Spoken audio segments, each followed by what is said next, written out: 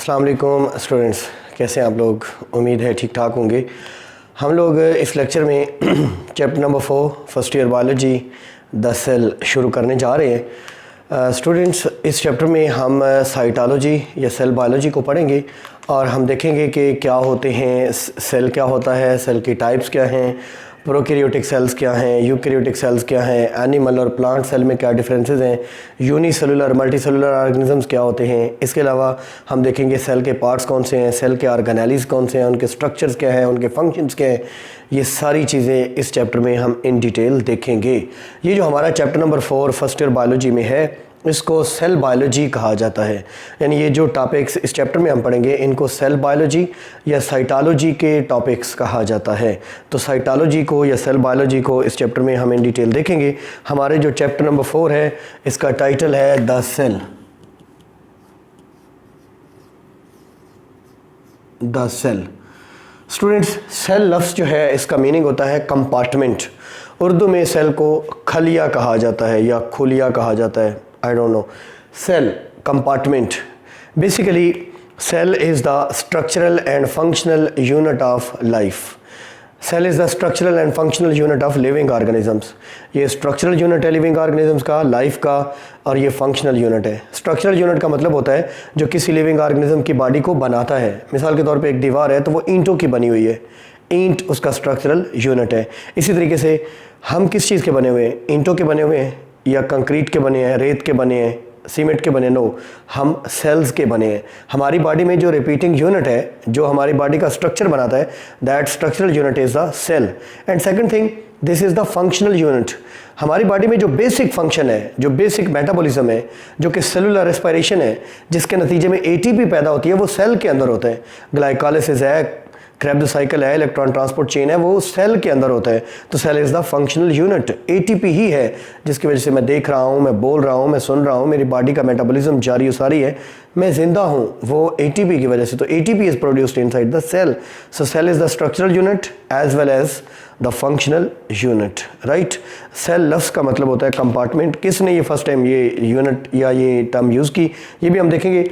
Students, दूसरी बात मैंने कहा, ये जो चैप्टर है ये साइटोलॉजी का है। बायोलॉजी में लफ्ज़ साइटोलॉजी का, साइटो का मतलब सेल होता है। ये देखिए गौर से, cyto mean cell, logy mean study. तो साइटो मीन्स सेल, जैसे cytology study of the cell, जैसे cytoplasm fluid material inside the cell. तो साइटो लफ्ज़ का मतलब सेल होगा बायो में। तो साइटोलॉजी भी इस चैप्टर को कहते हैं। इस चैप्टर को सेल बायोलॉजी भी कहा जाता है। Cell biology the study of cell. और सेल में क्या होता है, structure of cell, function of cell, organelles of the cell. इस चैप्टर का जो फर्स्ट टॉपिक है उसका टाइटल है इमरजेंस। इमरजेंस ज़हूर को कहते हैं, इब्तिदा को कहते हैं, ओरिजिन को कहते हैं। Emergence and implications, implications complications को कहा जाता है। इम्प्लीकेशंस दाव पेच, दुश्वार गुजार रास्ते of cell theory. Cell theory की इमरजेंस और इसके दाव पेच, इसके रास्ते में आने वाली जो कावशें हैं, वो हम इस टॉपिक में पढ़ेंगे। स्टूडेंट्स, चैप्टर नंबर 4 का जो फर्स्ट टॉपिक है emergence and implications of cell theory, इसमें हम पढ़ेंगे how the cell theory was originated, who contributed, in what way, what experiment was performed by what और विच साइंटिस्ट। इसमें हम देखेंगे किस किस ने क्या क्या कंट्रीब्यूट किया, किसने सेल को डिस्कवर किया, किसने सेल के अंदर न्यूक्लियस डिस्कवर किया, किसने कहा कि सेल से बनता है। इन सारी चीज़ों को हम इस टॉपिक में इन डिटेल देखेंगे। और फाइनली हम बताएंगे आपको salient features of cell theory, जो कि 3 है, जो कि आपने क्लास 9th में भी पढ़े हैं। Students, emergence and implications of cell theory में जो पहला नाम है वो है रॉबर्ट हुक का। एक साइंटिस्ट जिनका नाम है रॉबर्ट हुक। ये जो रॉबर्ट हुक हैं, ये वो साइंटिस्ट हैं जिन्होंने एक कंपाउंड माइक्रोस्कोप बनाई। कंपाउंड माइक्रोस्कोप खुद तैयार की, self made compound microscope. Micro का मतलब होता है स्मॉल, स्कोप का मतलब होता है टू व्यू। कंपाउंड माइक्रोस्कोप ऐसी ऑप्टिकल या ऐसी लाइट माइक्रोस्कोप जिसमें मल्टीपल लेंसेज होते हैं। हमें मालूम है कि एक लेंस आई पीस कहलाता है जिसको ऑक्यूलर लेंस भी कहते हैं, दूसरा ऑब्जेक्टिव लेंस जो ऑब्जेक्ट के करीब होता है। तो ऐसी माइक्रोस्कोप जिसमें मल्टीपल लेंसेज हों उसको कंपाउंड माइक्रोस्कोप कहते हैं। सिंपल माइक्रोस्कोप भी होती है। तो ये ऑप्टिकल माइक्रोस्कोप, लाइट माइक्रोस्कोप या कंपाउंड माइक्रोस्कोप रॉबर्ट हुक ने खुद तैयार की, खुद ईजाद की। इसके नीचे उन्होंने कार्क टिश्यू को रखा, कार्क का एक स्लाइस, एक टुकड़ा रखा। कार्क क्या है? Dead material from plants, dead material of plant. Students, जो प्लांट्स में आउटर मोस्ट कवरिंग है उसको कार्क कहते हैं। ये डेड टिश्यूज़ होते हैं, इनका एक छोटा सा स्लाइस काटा रॉबर्ट हुक ने और सेल्फ मेड कंपाउंड माइक्रोस्कोप के नीचे रख के उसे देखा। उसमें इन्हें छोटे छोटे कंपार्टमेंट्स नज़र आए, छोटे छोटे कंपार्टमेंट्स नज़र आए। इन्होंने कहा कि जैसे हनी बी हाइव होता है, शहद की मक्खी का जो छत्ता होता है, जिस तरह उसके अंदर छोटे छोटे कंपार्टमेंट्स हैं, इस तरह के कंपार्टमेंट्स हैं जिनको इन्होंने सेल का नाम दिया। सेल लफ्ज़ का मतलब भी कंपार्टमेंट होता है, लेकिन इन्होंने मज़ीद कहा कि ये कंपार्टमेंट हनी बी हाइव के कंपार्टमेंट्स की तरह अंदर से खाली होते हैं। रॉबर्ट हुक ने कहा cell is an empty space. हमें मालूम है कि सेल एम्प्टी नहीं होता, इसके अंदर बहुत सारे ऑर्गेनेल्स हैं, साइटोप्लाज्म है, न्यूक्लियस है, एट्सेट्रा। आगे चल के हम देखेंगे कि किसने किस नुक्ता नज़र को रिजेक्ट कर दिया। स्टूडेंट्स, रॉबर्ट हुक ने अपनी इस फाइंडिंग को अपनी एक पब्लिकेशन, अपनी एक बुक में लिखा जिसका नाम था माइक्रोग्राफिया। इनकी बुक, इनकी पब्लिकेशन माइक्रोग्राफिया, जिसमें उन्होंने फ़र्स्ट टाइम ये टर्मिनोलॉजी सेल यूज़ की और डिस्कवर किया। हम आगे बढ़ते हैं। दूसरा नाम जो इस सिलसिले में है वो है लॉरेंस ओकन का। ये जो लॉरेंस ओकन है ये 1805, देखिए 1665 के बाद ये रॉबर्ट हुक 1665 में इन्होंने ये काम किया। 1805 में अगला काम हो रहा है, यानी 100 साल से ऊपर का जो ड्यूरेशन है, इस दौरान सेल थ्योरी की इमरजेंस, सेल थ्योरी की इम्प्लीकेशंस के ऊपर कोई काम नहीं हुआ। काम हुआ भी तो इतना इम्पोर्टेंट नहीं कि उसे यहाँ मेंशन किया जाए। तो स्टूडेंट्स, ये जो लॉरेंस ओकन है, इनका ख्याल था कि all living beings originate from और कंसिस्ट ऑफ वेसिकल्स और सेल्स। बड़ी इंपॉर्टेंट बात मैं आपको यहाँ पे बता दूँ कि उस ज़माने में एक बहुत बड़ी बहस चल रही थी बायोजेनेसिस और एबायोजेनेसिस के बारे में। कुछ साइंटिस्ट कहते थे कि living beings originate from only living beings, इसको बायोजेनेसिस कहते हैं।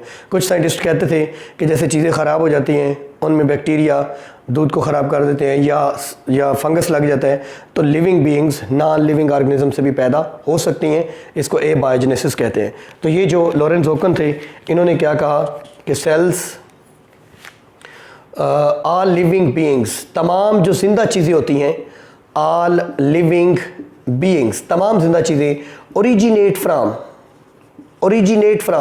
ओरिजिनेट होती हैं, पैदा होती हैं, या कंसिस्ट ऑफ, या मुश्तमिल होती हैं सेल्स पर या वेसिकल्स पर। वेसिकल्स भी सेल्स को ही कहा गया है। तो ये था नुक्ता नज़र लॉरेंस ओकन का। स्टूडेंट्स, लॉरेंस ओकन 1805 में कहते हैं all living beings originate from और कंसिस्ट ऑफ वेसिकल्स और सेल्स। हम आगे चल के देखेंगे कि सेल थ्योरी का पोस्टुलेट नंबर 2 जो है वो यही है कि all living organisms are made up of one और मोर सेल्स, राइट। तो ये लॉरेंस ओकन का नुक्ता नज़र था। इसके बाद जो नेक्स्ट साइंटिस्ट हैं जीन बैप्टिस्ट डी लामार्क, पूरा नाम है। ये जो लामार्क हैं 1809 में ये एवोल्यूशनिस्ट के लिहाज से मशहूर है। लामार्क का नज़रिया था use and disuse of organs. जो ऑर्गन्स यूज़ होते हैं वो ज़्यादा डेवलप कर जाते हैं, जिन ऑर्गन्स का यूज़ छोड़ दिया जाए वो डिजेनरेट हो जाते हैं। फिर इन्होंने कहा कि यूज़ एंड डिसयूज़ की वजह से जो एक्वायर्ड करैक्टर्स होते हैं वो इनहेरिट होते हैं। तो ये लामार्क इस लिहाज से मशहूर है, मैंने आपको बता दिया। लेकिन यहाँ पे इनका नुक्ता नज़र बिल्कुल लॉरेंस ओकन की तरह था। इन्होंने क्या कहा, nobody can have life, nobody can have life, कोई चीज़ जिंदा नहीं हो सकती if its constituent parts are not made up of cells are not composed of the sales.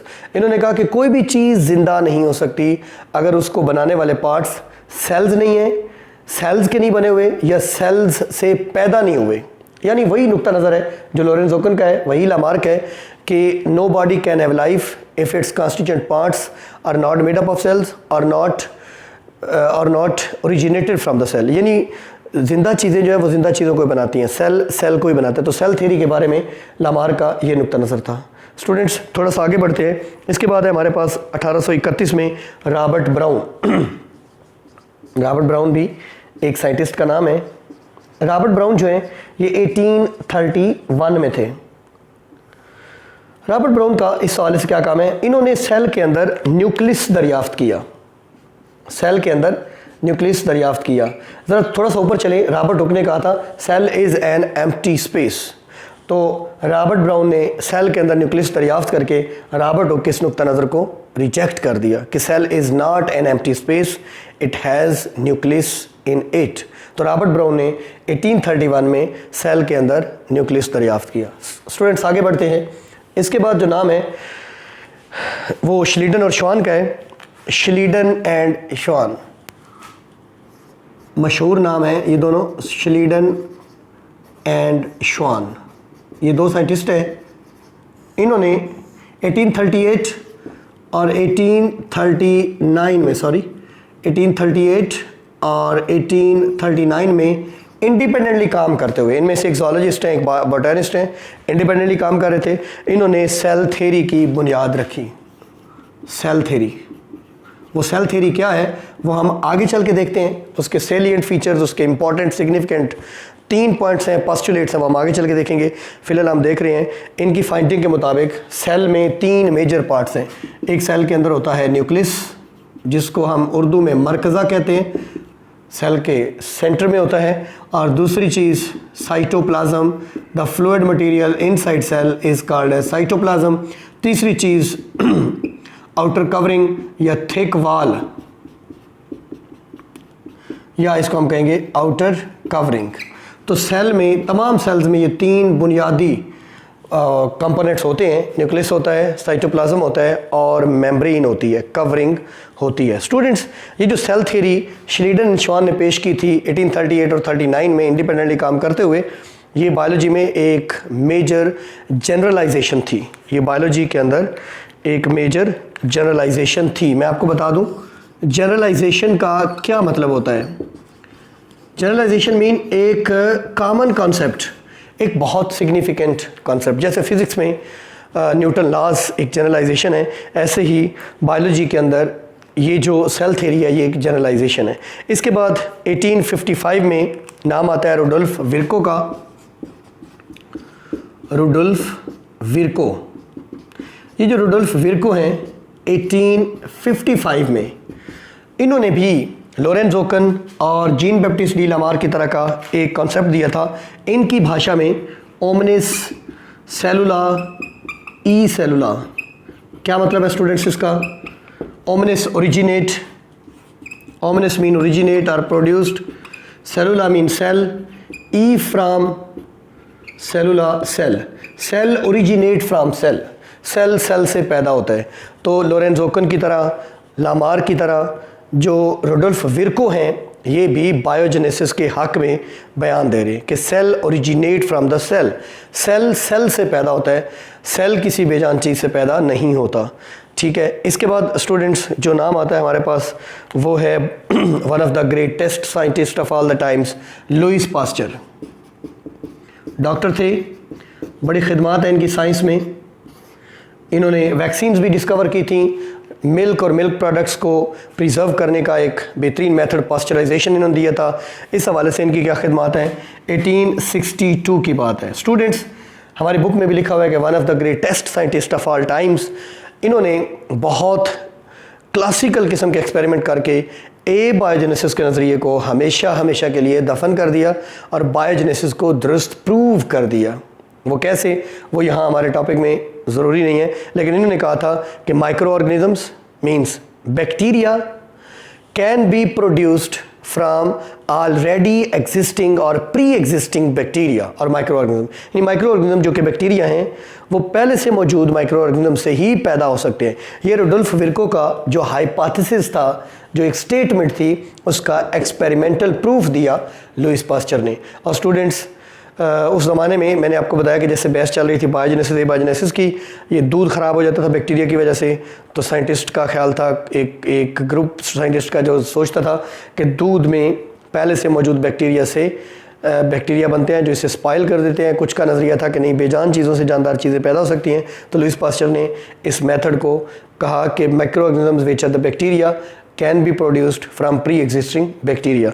इसके बाद जो बड़ा नाम आता है वो अगस्ट वीजमैन का नाम आता है।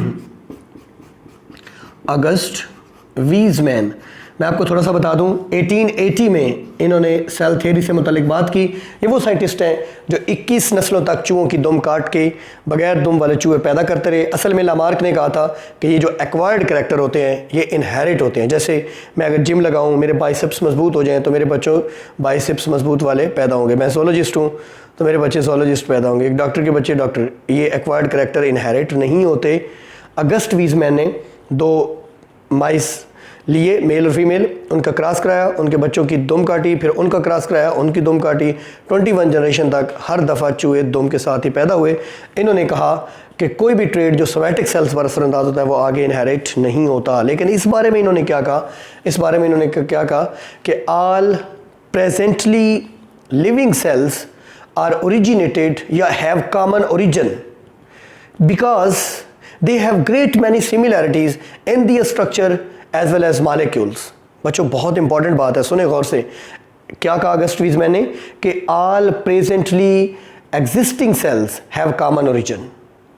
जितने भी आज सेल्स हैं वो प्रोकैरियोटिक सेल्स हैं, वो यूकैरियोटिक सेल्स हैं, वो एनिमल सेल्स हैं, वो प्लांट सेल्स हैं, वो यूनिसेलुलर ऑर्गेनिजम्स के सेल्स हैं, वो मल्टीसेलुलर ऑर्गेनिजम्स के सेल्स हैं।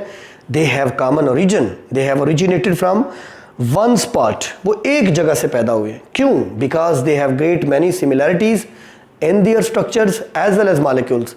उनमें प्लाज्मा मेम्ब्रेन है, उनमें साइटोप्लाज्म है। मैं मिसाल देता हूँ, एनिमल, प्लांट और बैक्टीरियल सेल्स की आप प्लाज्मा मेम्ब्रेन को ले लें। फ्लूइड मोज़ेक मॉडल के मुताबिक इन सब की मेम्ब्रेन्स लिपिड बाइलेयर की बनी होगी। उनमें प्रोटीन्स होंगे, इंट्रिंसिक, एक्सट्रिंसिक एटसेट्रा। सो ये एक हादसाती तौर पे नहीं है, इंसिडेंस नहीं है, नॉट ए को incidence, but they have the common origin, they have originated from same spot, so they have। ये था इनका अगस्ट वीजमैन का काम। तो स्टूडेंट्स हम देखते हैं what is the cell theory. Cell theory के 3 पोस्टुलेट्स हैं। Cell theory have 3 important postulates. Cell theory, हाँ जी, सेल थ्योरी के 3 पोस्टुलेट्स हैं।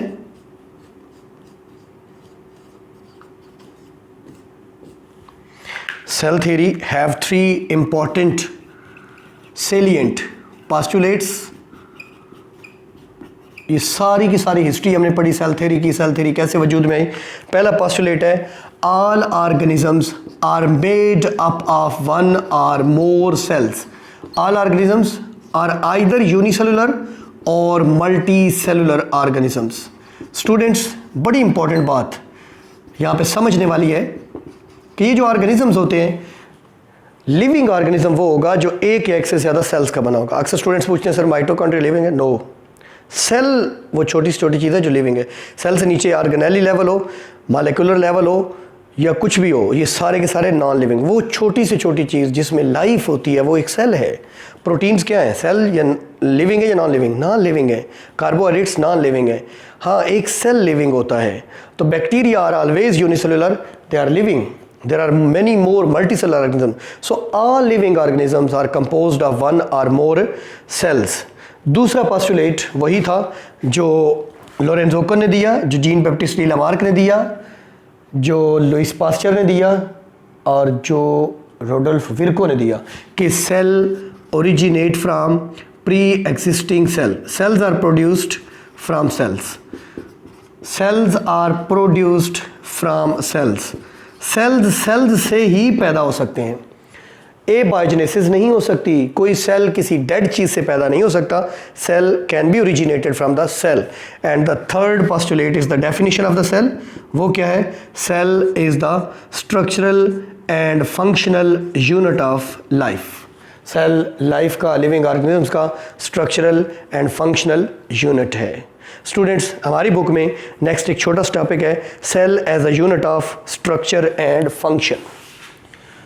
Cell as a unit of structure and function। Topic है छोटा सा, मैं बता रहा हूँ। टॉपिक का नाम क्या है? Cell as a unit of structure and function. क्या मतलब है इस बात का? लिविंग ऑर्गेनिजम्स में, प्लांट्स में, एनिमल्स में सेल जो है ये स्ट्रक्चर और फंक्शन के लिहाज से यूनिट है। मिसाल के तौर पे एनिमल्स के अंदर कौन कौन से सेल्स हैं? जैसे नर्व सेल है जिसका काम है कम्युनिकेशन, जिसका काम है कोऑर्डिनेशन। हमारा ब्रेन, हमारा स्पाइनल कार्ड, हमारे क्रेनियल नर्व्स, हमारे स्पाइनल नर्व्स नर्व सेल के बने हुए हैं। इसी तरीके से मसल सेल है जिसका काम है, जिसको मसल फाइबर भी कहा जाता है, जिसका काम है contraction, relaxation, due to which movement is produced.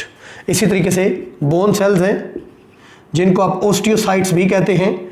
ये क्या करते हैं? ये सपोर्ट फ्राहम करते हैं। इसी तरीके से कार्टिलेजिनस सेल्स हैं जिनको आप कॉन्ड्रोसाइट्स भी कहते हैं। ये फ्लेक्सिबल होते हैं और ये भी सपोर्ट फ्राहम करते हैं। समझ आई? इसी तरीके से स्टूडेंट्स रेड ब्लड सेल्स हैं जिनका फंक्शन है आरबीसीज, रेड ब्लड सेल्स, जो कि ऑक्सीजन को ट्रांसपोर्ट करते हैं। कुछ हद तक कार्बन डाइऑक्साइड को भी हमारे ब्लड में होते हैं रेड ब्लड सेल्स, या ऑक्सीजन को कैरी करते हैं। जैसे वाइट ब्लड सेल्स हैं, हमारी बॉडी का इम्यून सिस्टम है, हमारी बॉडी को इम्यूनिटी फराहम करते हैं। और बहुत सारी एग्जांपल्स दी जा सकती हैं। कुछ एग्जांपल्स प्लांट्स में से, प्लांट्स के अंदर कौन कौन से सेल्स हैं और कैसे कैसे काम करते हैं। प्लांट्स भी मल्टीसेलर इंडिविजुअल्स हैं। प्लांट्स के अंदर कौन कौन से सेल्स होते हैं? प्लांट्स में फ्लोएम सेल्स हैं जो ट्रांसलोकेशन ऑफ फूड करते हैं। प्लांट्स के अंदर जाइलम सेल्स हैं जो transport of water and salts करते हैं। प्लांट्स के अंदर कोलन काइमा सेल्स हैं। मैं बच्चों को टिप दिया करता हूँ, कोलन सी से और सी फॉर सपोर्ट। ये बेबी टिश्यूज़ में, बेबी प्लांट्स में, यंग प्लांट्स में सपोर्ट फ्राहम करते हैं। सक्लेरन काइमा सेल्स, एस फॉर सपोर्ट, फिर से याद रखना है। सक्लेरन काइमा सेल्स भी सपोर्ट, लेकिन मेच्योर प्लांट्स को, वुडी प्लांट्स को सपोर्ट फ्राहम करते हैं। क्लोरन काइमा प्लांट्स में होते हैं स्टूडेंट्स, क्लोरन से नाम, ये क्लोरोफिल रखते हैं और ये क्या करते हैं? ये फोटोसिंथेसिस करते हैं। इसी तरीके से प्लांट्स के अंदर मेरिस्टेमेटिक सेल्स होते हैं। जैसे एनिमल्स में स्टेम सेल्स हैं, प्लांट्स में मेरिस्टेमेटिक सेल्स हैं, meristems. They have great division, they have great ability to divide. Young cells हैं, डिवाइड होते हैं और नए सेल्स बनाते हैं। इससे हमें पता चलता है कि जो मल्टी सेलुलर इंडिविजुअल्स होते हैं, जिनमें मैनी सेल्स होते हैं, इनमें डिवीजन ऑफ लेबर होती है। One cell is performing one function, other cell is performing other function, all the functions become the function of the living organism. समझे बात? तो ये मैंने डिफरेंट एग्जांपल्स दी। अब स्टूडेंट्स हमारे पेज नंबर 47 के ऊपर एक येलो बॉक्स है, बहुत इंपॉर्टेंट, उसके अंदर इंफॉर्मेशन है माइक्रोस्कोपी के हवाले से। मैं चंद चीज़ें हैं वो जल्दी से बता दूं ताकि हमारा लेक्चर कंप्लीट हो जाए। Microscopy, this portion of hours lecture is about microscopy. Page 47 first year biology पे जो चीज़ें मेंशन्ड है वो माइक्रोस्कोपी से रिलेटेड है। Students, first of all microscopy, use of microscope is called microscopy. If you are using microscope, आप microscope के इस्तेमाल से कुछ चीज़ें देख रहे हैं लैब में, I ask you what are you doing, you will say we are doing microscopy. हम माइक्रोस्कोपी कर रहे हैं, माइक्रोस्कोप का इस्तेमाल कर रहे हैं। तो students, what is microscope? Micro mean small, जिनका साइज माइक्रोमीटर में होता है। स्कोप टू व्यू, देखना, व्यू करना, देखना। तो microscope is an instrument which is used to view the micro organisms which can not be seen with the naked eye. Students, चंद terminology. Human जो नेकेड आई है, नेकेड आई क्या होती है? अनएडेड आई, अनएडेड आई, जिसमें आपने कोई माइक्रोस्कोप, आपने कोई टेलीस्कोप, कोई मैग्नीफाइंग ग्लास नहीं लगाया हुआ, ग्लासेस नहीं लगाए हुए, कोई इसकी हेल्प नहीं की, इसको नेकेड आई कहते हैं। नेकेड आई की जो रेजोल्यूशन है वो है 1 mm। समझ ले पहले रेजोल्यूशन क्या होती है। स्टूडेंट्स, रेजोल्यूशन और मैग्नीफिकेशन दो टर्म्स यूज की जाती है माइक्रोस्कोपी में, मैग्नीफिकेशन और रेजोल्यूशन। रेजोल्यूशन को रिजॉल्विंग पावर भी कहा जाता है, resolving power. What is resolution और रिजॉल्विंग पावर? रेजोल्यूशन का मतलब होता है the minimum distance between two points at which they can be seen apart. The minimum distance at which 2 points can be seen apart is called their resolution, is called their resolving power. वो कम से कम फासला जिस पे 2 points अलग अलग देखे जा सके उसका रिजॉल्विंग पावर कहलाता है। हमारी आँख की रिजॉल्विंग पावर है 1 mm। कोई भी चीज़, दो चीज़ें जो 1 मिलीमीटर के डिस्टेंस पर अपार्ट हूँ, अलग अलग हूँ, फासले पर हूँ, हम उनको अलग अलग देख सकते हैं। इससे करीब फासले पर हूँ तो हमें वो एक ही चीज़ नजर आएंगी। इसको कहते हैं resolution of naked eye, resolution of human आई। ठीक है, रेजोल्यूशन का मतलब होता है कि कोई चीज़ कितनी क्लियर देखी जा सकती है। मैग्नीफिकेशन और magnifying power, how enlarge an image can be. जब हम माइक्रोस्कोप यूज़ करते हैं तो वो हमें चीज़ों को बड़ा करके दिखाती है। जैसे मिसाल के तौर पे हम एक माइक्रोस्कोप यूज़ कर रहे हैं, उसमें 2 लेंसेज हैं, एक आई पीस या आक्यूलर लेंस, दूसरा ऑब्जेक्टिव लेंस। आक्यूलर लेंस है 10x और दूसरा लेंस है 50x। हम दोनों को मल्टीप्लाई करेंगे तो टोटल 500x ये मैग्नीफाइंग पावर है। x का मतलब टाइम्स, फोल्ड्स, इतने गुना बड़ा करके दिखा सकते हैं। तो ये मैग्नीफिकेशन हम कैसे निकालते हैं? आक्यूलर लेंस की मैग्नीफिकेशन लिखी होती है उसके ऊपर, ऑब्जेक्टिव लेंस की, दोनों को मल्टीप्लाई करते हैं तो वो टोटल जो आंसर आता है that is the magnification power of the microscope. Students, जो ऑप्टिकल माइक्रोस्कोप है जिसको आप लाइट माइक्रोस्कोप कहते हैं, इसकी रेजोल्यूशन 2.0 माइक्रोमीटर होती है। ये ह्यूमन आई से 500 टाइम्स ग्रेटर है, ह्यूमन आई से 500 गुना ज़्यादा है।